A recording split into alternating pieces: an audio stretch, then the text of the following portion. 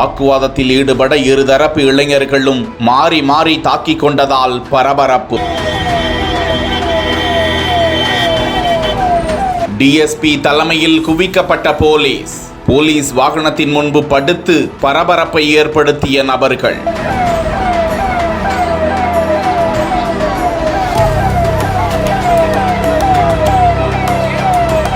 எதிர்தரப்பினரை கைது செய்யுங்கள் என முற்றுகையிட்டதால் தடியடி நடத்தி விரட்டியடித்த போலீஸ்.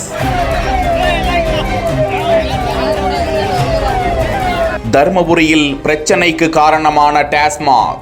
தருமபுரி மாவட்டம் கடத்தூர் பேரூராட்சியில் 2 டாஸ்மாக் கடைகள் அமைந்திருக்கிறது. இந்த நிலையில் நேற்று இரவு பொம்மிடி சாலையில் உள்ள டாஸ்மாக் கடையில் இந்த விஜய் குமார் என்ற இளைஞர்கள் சென்றார்களாம். அப்போது கடையில் பணிபுரியாத நபர்கள் என கூறப்படுபவர்கள் பாட்டில்கள் கூடுதல் விலைக்கு விற்பனை செய்ததால் அதனை தட்டி கேட்க இருதரப்பினரும் மோதலில் ஈடுபட்டு கொண்டதாக கூறப்படுகிறது. இதில் ஒரு தரப்பு இளைஞர்கள் காவல் நிலையத்தில் இது குறித்து புகார் அளிக்க, மற்றொரு தரப்பினரும் காவல் நிலையம் முன்பாக கூடி அருகில் இருந்த பேரிகார்டுகளை சாலையில் இழுத்து வைத்து மறியல் போராட்டத்தில் ஈடுபட்டதால் பரபரப்பு ஏற்பட்டது.